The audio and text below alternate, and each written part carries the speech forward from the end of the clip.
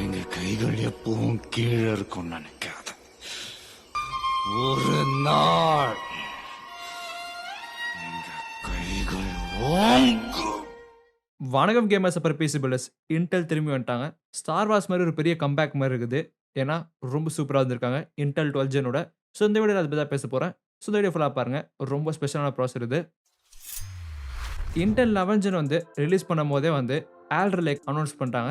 Alter lakh தான் வந்து Intel 12 gen. இந்த 12 ஜென் வந்து மற்ற ப்ராசர் மாதிரி கிடையாது, முக்கியமாக ஏஎம்டி மாதிரி கிடையாது. இதில் வந்து 2 டைப் ஆஃப் கோர்ஸுக்கு போகுது. ஹைப்ரிட் இது. யூஸ்வலாக ப்ராசர் வந்து டியூல் கோராக இருக்கும், அப்புறம் வந்து குவாட் கோராக இருக்கும், 8 கோர் 16 கோர்ஸ்லாம் இருக்க போகுது. ஆனால் இந்த ப்ராசர் பொறுத்த வரைக்கும் ஹைப்ரிட் கோர்ஸுக்கு போகுது. 2 வித்தியாசமான கோர்ஸு. அதை பற்றி டீப்பாக பேசுகிறேன். இப்போ இந்த ப்ராசரோட மெயின் கான்ஃபிகரேஷன் பார்க்கலாம். இது வந்து இன்டெல் 10 நானோமீட்டர் சொல்கிறாங்க. ஸோ இப்போ வந்து பேரை குறைப்பு வச்சுட்டாங்க. இன்டெல் 7 கூட சொல்கிறாங்க. இதை அதுக்கு பதிலாக சூப்பர் ஃபின் சொல்லலாம். இது வந்து நல்லா பர்ஃபார்மன்ஸ் டெலிவரி பண்ணோன்னு ப்ராமிஸ் பண்ணாங்க இன்டெல். ஸோ டெலிவரி பண்ணியிருக்கு அந்த பெஞ்ச் மார்க்ஸை பொறுத்த வரைக்கும். இது வந்து ப்ரீ ரெக்கார்ட் பண்ணேன். ஸோ 4th முன்னாடி 4th லான்ச்சு. இந்த வீடியோ லேட்டர் செக்ஷனில் வந்து ரியல் டைம் பெஞ்ச் மார்க்ஸ் பார்க்கலாம். இப்போ இது காமிச்சிருக்காங்க. இதில் பார்த்தா இன்டெல் 12 ஜென் வந்து Ryzen 5000 பல மடங்கு வந்து பவர்ஃபுல்லாக மாதிரி தெரியுது. ஆனால் கீழே பார்த்தீங்கன்னா ஒரு விஷயம் போட்டிருக்காங்க. Hold up, wait a minute, something ain't right. இதை பற்றி லைனஸ் அப்புறம் வந்து பல யூடியூபர்ஸ் வந்து இதை வந்து குறை சொல்லியிருக்காங்க. இது வந்து விண்டோஸ் 11 வந்து டெஸ்ட் பண்ணாங்களா. விண்டோஸ் 11 பொறுத்த வரைக்கும் ரைசனில் வந்து கொஞ்சம் பிரச்சனை இருந்தது லான்ச் அப்போ. அந்த டைம் தான் கண்டிப்பாக டெஸ்ட் பண்ணியிருப்பாங்க. அதை பேட்ச் பண்ணிட்டாங்க. 2 வாரம் தான் ஆச்சு. எனக்கு கூட அந்த பிரச்சனை இருந்தது. இப்போ அது போயிடுச்சு. ஆனால் லான்ச் அப்போ விண்டோஸ் 11 ரைசன் ப்ராசர்லாம் வந்து கொஞ்சம் ஸ்லோவாக பர்ஃபார்ம் பண்ணிச்சு. எவ்வளோ கேட்டிங்கன்னா அது 10%. ஸோ இப்போ வந்து கணக்கெடுத்து கூட சொல்கிறாங்க நிறைய பேர். புது டெக்கேட் வந்துடுச்சு. ஸோ இன்டெல் வந்து புது டெக்னாலஜி வந்து அடாப்ட் பண்ணியே ஆகணும். இது வந்து 3 விஷயம் மாற்றிருக்காங்க. First socket. ஸோ சாக்கெட் வந்து நீங்கள் பார்த்துருப்பீங்க இன்டெல்து. இந்த சாக்கெட் பேர் வந்து LGA 1200. இது 11 ஜென் யூஸ் பண்ணி பார்த்துருப்போம். ஆனால் இப்போ புது சாக்கெட் வந்திருக்கு. இதனால 12 ஜெனுக்கு வந்து புது மதர் போர்டு தான் வாங்கி ஆகணும். பழைய மதர் போர்டு செட்டே ஆகாது. ஸோ சாக்கெட் சைஸ் பாருங்க, LGA 1700 சொல்கிறாங்க. நெக்ஸ்ட் புது ஃபீச்சர் வந்து PCI Express 5.0. 11 ஜென்ல Ryzen 5000 வந்து என்ன இருந்தது கேட்டிங்கன்னா PCI 4.0. பழசு கிடையாது. இப்போதைக்கு இன்னொரு 5 வருஷத்துக்கு வந்து கண்டிப்பாக எப்பவுமே சூப்பராக இருக்க போகுது. பட் PCI 5.0 பொறுத்த வரைக்கும் அதிகமாக ஸ்பீட் தரப்போகுது. டபுள் சொல்லலாம் PCI 4.0 வந்து. PCI ஷார்ட்டாக சொல்லணும்னா இது வந்து ரோடு மாதிரி சொல்லலாம். இது வந்து CPU அப்புறம் மற்ற காம்பனன்ட்ஸும் கனெக்ட் பண்ண போகுது. முக்கியமாக கிராஃபிக்ஸ் கார்டு, நெட்வொர்க் கார்ட்ஸ் அது போலாம் சொல்கிறேன். அதை பற்றி இந்த வீடியோவில் போய் பாருங்கள். பட் இப்போது இருக்க கிராஃபிக்ஸ் கார்டில் வந்து அந்த அளவுக்கு பவர்ஃபுல்லாக இல்லை. முதல்ல கடை தான் பாருங்கள். மேபி நெக்ஸ்ட் ஜெனில் வந்து கண்டிப்பாக ஹெல்ப் பண்ணணும்னு நினைக்கிறேன். ஏன்னா வந்து மல்டி சிப் டிசைனில் சொல்கிறாங்க. ஸோ அதுக்காக வந்து 12 ஜென் வந்து ப்ரிப்பேர் பண்ணுதுன்னு நினைக்கிறேன். EMD கண்டிப்பாக பிளான்ஸ் வச்சுருப்பாங்க. அப்போ PCI 5 வந்து இப்போதைக்கு வேஸ்ட்டு கேட்டிங்கன்னா வந்து கண்டிப்பாக கிடையாது. இது வந்து வைஃபை அப்புறம் மற்ற இன்டர் கனெக்ட்க்கு வந்து கொஞ்சம் எக்ஸ்ட்ரா எக்ஸ்பென்ஸ் கொடுக்குது. ஏன்னா இன்டெல் 12 ஜென் சப்போர்ட் பண்ணுற ஒரு சிப்செட் பேர் வந்து Z690. இது சப்மிட் பண்ணிக்குது பாருங்கள் எவ்வளோ லேன்ஸ் போகுது. இதுக்கு என்ன அர்த்தம்னா வந்து இதே வந்து நார்மல் மதர் போர்டையும் இந்த மதர் கம்பேர் பண்ணி பார்த்தீங்கன்னா கண்டிப்பாக நிறைய வித்தியாசம் தெரிய போகுது. இது வந்து வைஃபைக்கும் அப்புறம் கிராஃபிக்ஸ் கார்டு அது போல விஷயத்துக்குலாம் வந்து நிறைய ஷேர் பண்ண போகுது அந்த பேண்ட் வித்தை. ஸோ இப்போ நீங்கள் கிராஃபிக்ஸ் கார்டு அப்புறம் வந்து வைஃபை 6 போட்டிங்கன்னா அது ஃபுல்லஸ்ட்டில் ஒர்க் ஆகும். இதே வந்து பழைய ஜென் மதர் போர்டில் போட்டிங்கன்னா அந்தளவுக்கு ஒர்க் ஆகுது. ஷேர் ஆகி போகும் சிப்செட்லையும் அப்புறம் ப்ராசர்லையும். அந்த வீடியோவில் சொல்லியிருக்கேன், அதை போய் பாருங்கள். நெக்ஸ்ட் நல்ல ஃபீச்சர் வந்து DDR5 மெமரி தான். DDR5 வந்து ரொம்ப ஃபாஸ்ட்டாக போகுது, அப்புறம் எஃபிஷியன்சியாக இருக்க போகுது. இப்போது DDR4 மெமரி யூஸ் பண்ணுறோம். ரொம்ப வைட் ஸ்ப்ரெடாக இருக்குது. இதுக்காக வந்து இந்த 12 ஜெனில் மட்டும் கிராஸ் ஜென் ஃபீச்சர் வச்சுருக்காங்க. ஸோ இதனால DDR4 மெமரியும் DDR5 மெமரியும் சப்போர்ட் ஆக போகுது. ரெண்டுமே சப்போர்ட் ஆக போகுது. ஆனால் ரெண்டுமே ஒன்றா போட முடியாது. 12 ஜெனில் கண்டிப்பாக IPC இம்ப்ரூவ்மெண்ட், கேஷ் இம்ப்ரூவ்மெண்ட் அதெல்லாம் வந்து ரைசனுக்கு ஏற்ற மாதிரி இருக்க போகுது. சம்டைம்ஸ் அதிகமாக கூட இருக்கலாம். அதுக்கு ரிசல்ட்ஸ்லாம் வந்து நம்மளுக்கு பெஞ்ச் மார்க் தெரிய போகுது. இப்போ வந்து இந்த ஹைப்ரிட் கோர்ஸ் பற்றி பேசி ஆகணும். இப்போ ஒரு ப்ராசஸில் வந்து எல்லாம் ஒரே கோர்ஸுக்கு போகுது. சப்போஸ் டிஃப்ரெண்ட் டாஸ்க் பண்ணுறீங்க, நீங்கள் கேம் விளாட்றீங்க, சைடில் வந்து Spotify ஓடுது, அப்புறம் வந்து ஸ்ட்ரீம் பண்ணுறீங்க, அதெல்லாம் பண்ணும் போது டிஃப்ரெண்ட் கோர்ஸ் தான் ரொம்ப யூஸ்ஃபுல்லாக இருக்கும். இந்த 12 ஜென் பொறுத்த வரைக்கும் இந்த விஷயத்தில் அட்வான்டேஜ் இருக்குது. ஏன்னா 2 வகையான கோர் இருக்க போகுது. ஒன்று வந்து பர்ஃபார்மன்ஸ் கோரு, இன்னொன்று வந்து எஃபிஷியன்சி கோரு. பர்ஃபார்மன்ஸ் வந்து கண்டிப்பாக பேர்லேயே இருக்குது, பர்ஃபார்மன்ஸ் அதிகமாக இருக்க போகுது. எஃபிஷியன்சி பொறுத்த வரைக்கும் பர்ஃபார்மன்ஸ் ஓரளவுக்கு ஃபாஸ்ட்டாக இருக்காது, இருந்தாலும் பவர் எஃபிஷியண்ட்டாக இருக்கும்.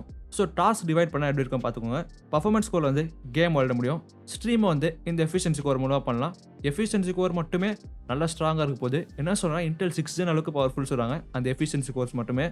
இப்போ புதுசாக விஷயம் பார்த்துருப்பீங்க, இன்டெல் i5 10 கோர் போட்டிருப்பாங்க. i5 பற்றி நல்லா தெரியும், 6 கோர் தான் இருக்கும்னு. பட் 10 கோர் சொல்கிறாங்க. இதுக்கு மீனிங் என்ன கேட்டிங்கன்னா 6 பர்ஃபார்மன்ஸ் கோரு அப்புறம் 4 எஃபிஷியன்சி கோரு. ஒரு நல்ல ஐடியா இது ஆப்பிளும் பண்ணியிருக்காங்க. பட் இந்த விஷயம் வந்து இன்டெல் இப்போ பேக் ஃபயர் பண்ணுது. ஏன்னா எல்லா அப்ளிகேஷனும் வந்து சப்போர்ட் பண்ணாமல் சொல்ல முடியாது.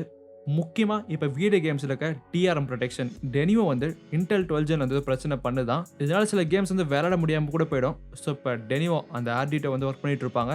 ஸோ போனால் நல்லாயிருக்கும். ஏற்கனவே ஸ்கொயர் எனிக்ஸ் நிறைய கேம்ஸ் ரிமூவ் பண்ணிட்டாங்க. இந்த ஆல்ரெடில் சூஸ் பண்ணுறீங்கன்னா லேப்டாப்பாக இருக்கட்டும் இல்லை வந்து பிசியாக இருக்கட்டும், மோஸ்ட்டாக நீங்கள் விண்டோஸ் 11 அப்டேட் பண்ணுறங்க. ஏன்னா விண்டோஸ் 11 வந்து பெஸ்ட்டாக ரன் ஆக போகுது. ஏன்னா மேக்ஸிமம் கம்பேட்டபிலிட்டி இருக்குது. ஸோ இப்போ ரீசெண்டாக ஆப்பிளுக்கோ இன்டெலுக்கோ அந்த பெரிய பிரச்சனை நடந்தது. ஆப்பிள் இன்னோஸில் நாங்கள் ப்ராசஸில் செஞ்சுக்கிறோன்னு சொல்லிட்டாங்க. இப்போ இன்டெல் வந்து விண்டோஸோட நல்ல ரிலேஷன்ஸ் வச்சு இப்போ ஆல்டர் லேக் வந்து விண்டோஸ் 11 ரொம்ப சூப்பராக ரன் ஆக போகுது. பர்ஃபார்மன்ஸ் வந்து எல்லாத்துலேயும். ஸோ மார்க்கெட்டிங்காக அதுதான் பண்ணுறாங்க. ஸோ கண்டிப்பாக நல்ல எக்ஸ்பீரியன்ஸ் இருக்க போது, கொஞ்சம் பர்ஃபார்மன்ஸ் இம்ப்ரூவ்மெண்ட்ஸ் இருக்கும். இருந்தாலும் அந்த ரைசன் பண்ணது கொஞ்சம் அநியாயமாக இருக்குது. ஸோ இப்போ பெஞ்ச் மார்க்ஸ் பார்க்கலாம். இப்போ வர பார்ட் வந்து நான் ரிலீஸ்க்கு அப்புறம் பண்ணேன். ஸோ நவம்பர் 4க்கு அப்புறம் இப்போ வந்து பெஞ்ச் மார்க்ஸ் வந்து ரொம்ப சூப்பராக இருக்குது. ஏஎம்டி போன வருஷம் பண்ண அதே அப்லிஃப்ட் வந்து இந்த வருஷம் இன்டெல் பண்ணியிருக்காங்க ரொம்ப சூப்பராக. போன வருஷம் Ryzen 5000 வந்து இதே மாதிரி ரிசல்ட் காமிச்சாங்க. ஸோ இன்டெல் வந்து Ryzen 5 வந்து ஆக்சுவலாக பவர்ஃபுல்லாக இருந்தது. டிஃப்ரென்ஸை பாருங்கள், Ryzen 5 vs i9 அந்த அளவுக்கு பவர்ஃபுல்லாக இருந்தது. இப்போ இன்டெல் வந்து இது ரிப்பீட் பண்ணியிருக்காங்க. i5 12 ஜென் வந்து புது Ryzen 9 ஃபாஸ்ட் ஆகுது. ஸோ 5950X எல்லா பெஞ்ச் மார்க்கில் பீட் பண்ணுது. ஸோ பர்ஃபார்மன்ஸ் வந்து நிறைய டிஃப்ரென்ஸ் இருக்குது. ஒரு 10 to 15% இருக்குது. கேம்ஸ்க்கும் எந்த ப்ராசருக்கு ஏற்ற மாதிரி இது வரைக்கும் ஃபாஸ்டஸ்ட்டாக வந்து Ryzen 5000 இருந்தது. இப்போ டீத்ரோன் பண்ணிட்டாங்க. இன்டெல் 12 ஜென் தான் வந்து இப்போ ஃபாஸ்ட்டாக இருக்க போகுது. இருந்தால் அந்த புது ஜென் கார்டு ஒரு வருஷம் கேப் இருக்குது. யோசிச்சு பாருங்க. இந்த பட்ஜெட் சண்டையில் 5600Xம் அப்புறம் இன்டெல் i5 12 ஜெனும் வந்து ரொம்ப கம்பீட் பண்ண போகுது. ஏன்னா இதில் வந்து பர்ஃபார்மன்ஸ் வந்து பெரிய அப்லிஃப்ட் இருக்குது. ஸோ இன்டெல் வந்து சூஸ் பண்ண போகிறீங்கன்னா ஒரு நல்ல ஆப்ஷனாக போகுது பட்ஜெட் என்ட்ரி லெவலில். இந்த ரெண்டு ப்ராசஸோட ப்ரைஸ் வந்து 27,000 30,000 வரைக்கும் இருக்க போகுது. ஸோ ப்ரைஸ் வந்து கரெக்டாக சொல்ல முடியாது. ஏன்னா மார்க்கெட் வந்து நாளுக்கு நாள் மாறுது. ஸோ நீங்கள் நாளைக்கு போய் கேட்டிங்கன்னா அது வேறு மாதிரி இருக்கும் ப்ரைஸு. பட் Ryzen 5000 பொறுத்த வரைக்கும் 5600X வந்து ரொம்ப ஸ்டேபிளாக இருந்தது. இதே தான் நம்ம இன்டெல் 12 ஜென் எதிர்பார்க்க போகிறோம். ஸோ கண்டிப்பாக உங்களுக்கு கிடைக்கலாம் இன்டெல் சூஸ் பண்ணுறதா இருந்தால். மற்ற ப்ராசருக்கு வந்து இதே ப்ரைஸிங் தான் வருது. ஸோ டேக்ஸரும் நம்ம ஊரில் வந்து பார்த்தீங்கன்னா Ryzen 5000 எவ்வளோ ப்ரைஸ் இருந்ததோ அதே தான் இருக்க போகுது. அப்படி தான் காம்படிஷன் பண்ணுவாங்க. இன்டெலோட இந்த நியூ இனோவேஷனால் கண்டிப்பாக காம்படிஷன் வந்து திரும்பி வரப்போகுது.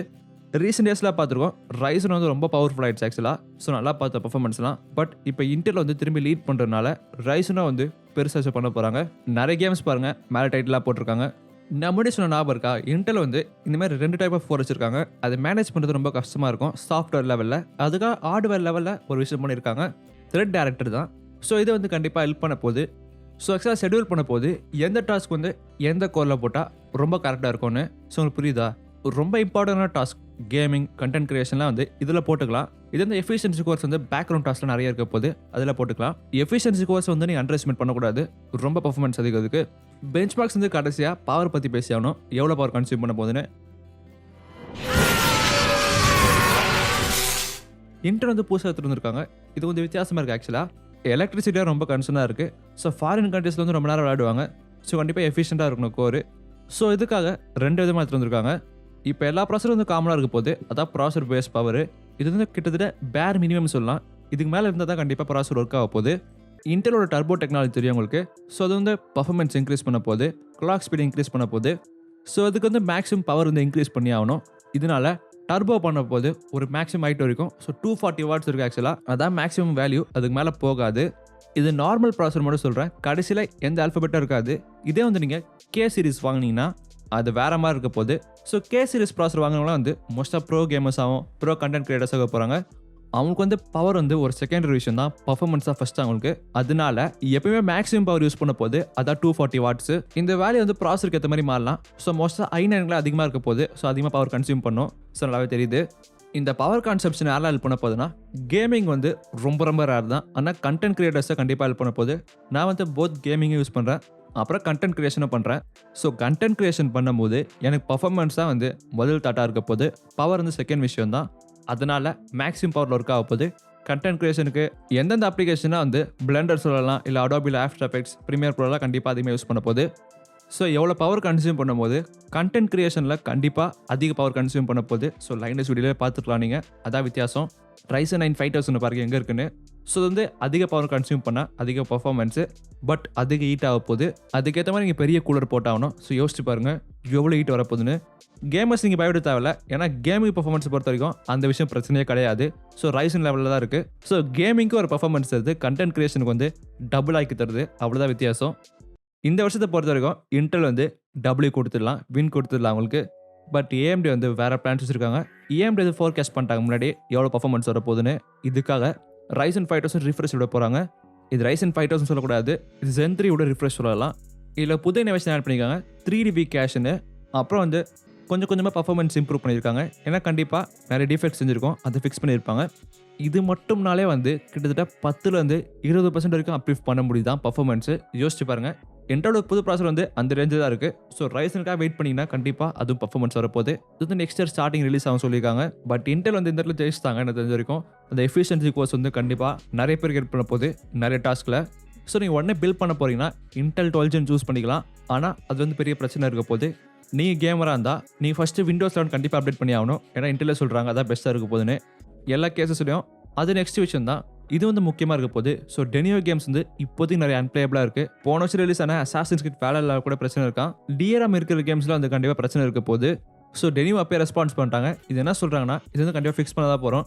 நாங்களும் டெவலப்பர்ஸும் வந்து சேர்ந்து ஒர்க் பண்ணிகிட்ருக்கோம். இன்டெல் சைடில் ஹெல்ப் கிடச்சிட்ருக்கு. இந்த ப்ராப்ளம் வந்து உடனே சால்வ் ஆகிடும். ஏன்னு கேட்டிங்கன்னா இதில் வந்து 4 பார்ட்டி இன்வால்வ் ஆகிருக்காங்க. யோசிச்சு பாருங்கள். மைக்ரோசாஃப்ட் இருக்குது, அப்புறம் இன்டெல் இருக்காங்க, டெனியோ இருக்குது, அப்புறம் இந்த கேம் டெவலப்பர்ஸ் இருக்காங்க. அப்படி பண்ணலைன்னா டெனியோ ரிமூவ் பண்ணி ஆகணும். ஸோ நிறைய கேம்ஸ் ரிமூவ் பண்ணிட்டாங்க. ஸ்கொயர் எனிக்ஸ் வந்து ஆளை விடுறான்னு சொல்லிட்டு ரிமூவ் பண்ணிட்டாங்க. இந்த ஹைப்ரிட் கோர்ஸ் வந்து இன்டெல் ஃபஸ்ட் இயர் வந்துருக்காங்க. நெக்ஸ்ட்டு அவங்க ஜிபியூஸாக வரப்போகுது. ஸோ கண்டிப்பாக நெக்ஸ்ட் இயர் வந்து இன்னும் பெரிய ஆசனோட வரப்போகிறாங்க. வெயிட் பண்ணி பார்ப்போம்.